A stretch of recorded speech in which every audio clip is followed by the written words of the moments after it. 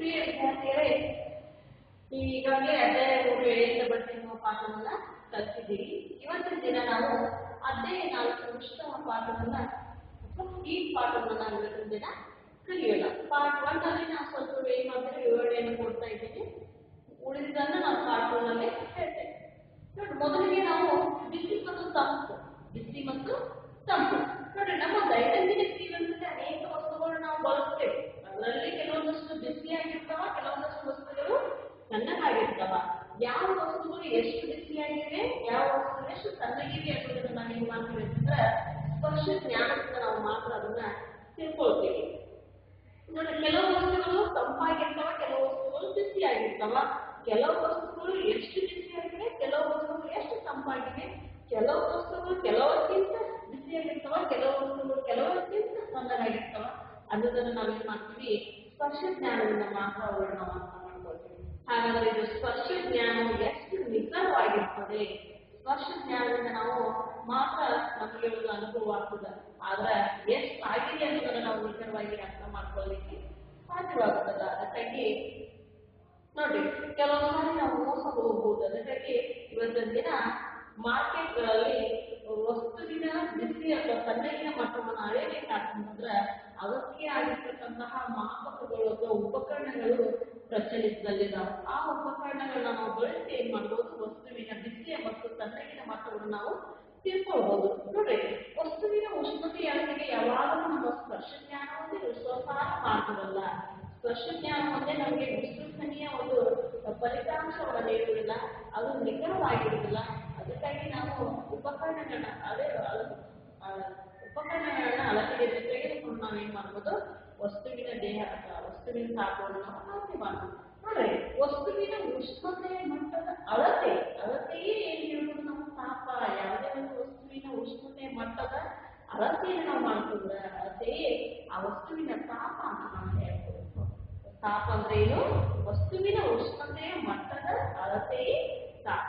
ವಸ್ತುವಿನ ಉಷ್ಣತೆಯ ಮಟ್ಟದ ಅಳತೆಯೇ ತಾಪ ಅಂತ ನಾವು ಹೇಳ್ಬೋದು. ನೋಡಿ, ಆ ವಸ್ತುವಿನ ಉಷ್ಣತೆಯ ಮಟ್ಟದ ಅಳತೆ ಏನ್ ಸಿಗುತ್ತಲ್ಲ, ಆ ಅಳತೆಗೆ ನಾವೇನಂತ ಕರಿತೀವಿ, ತಾಪ.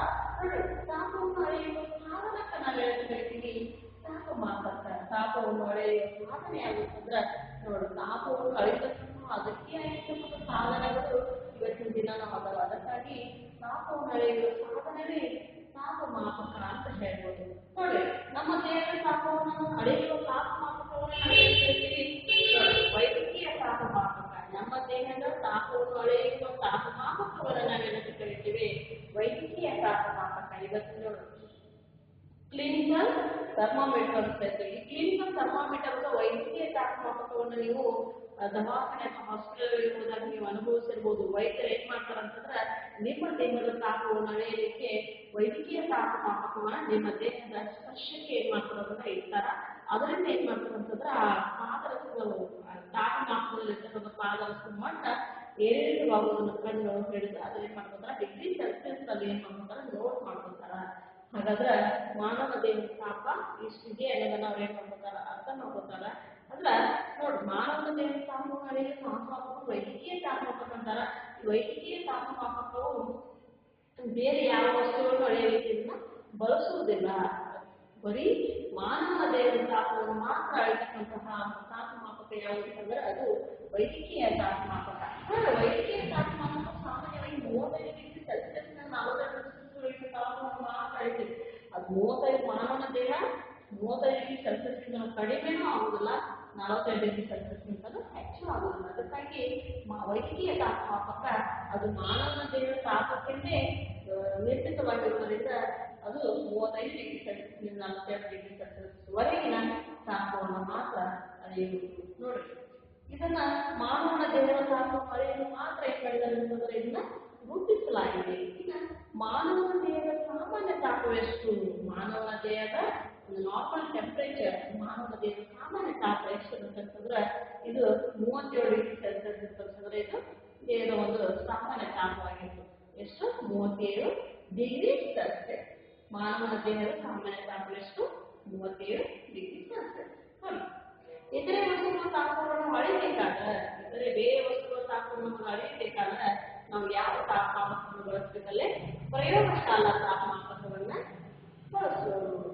ಬೇರೆ ವಸ್ತುಗಳ ತಾಪಮಾನವನ್ನು ಅಳೆಯಲು ಯಾವ ತಾಪಮಾಪಕವನ್ನು ಬಳಸಬೇಕಾಗ್ತದೆ? ಪ್ರಯೋಗಶಾಲಾ ತಾಪಮಾಪಕವನ್ನ ಬಳಸಬಹುದು. ಇನ್ನ ನೋಡಿ, ಹವಾಮಾನ ವರದಿಗಳಲ್ಲಿ ಹಿಂದಿನ ದಿನದ ಗರಿಷ್ಠ ಕನಿಷ್ಠ ತಾಪಮಾಪಕದಿಂದ ಏನ್ ಮಾಡ್ತಾರೆ? ನಮಗೆ ಅಳೆದು ವರದಿ ಮಾಡ್ತಾರ.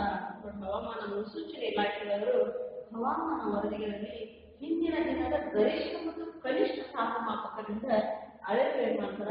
ವರದಿ ಮಾಡ್ತಾರ. ಬೇರೆ ಬೇರೆ ವಸ್ತುಗಳಿಗೆ ಬೇರೆ ಬೇರೆ ಪ್ರಕಾರ ತಾಪಮಾಪಕರು ಇವತ್ತಿನ ದಿನ ಮಾರ್ಕೆಟ್ನಲ್ಲಿ ಏನ್ ಮಾಡಿದಾರೆ? ಅವುಗಳನ್ನ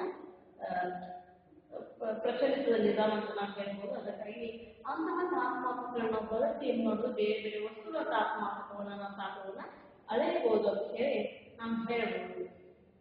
ಈಗ ಮುಂದಿನ ತರಗತಿಯಲ್ಲಿ ನಾನು ಏನ್ ಮಾಡ್ತೀನಿ? ವಿವರಣೆ ವಿಶ್ಲೇಷಣೆಯಲ್ಲಿ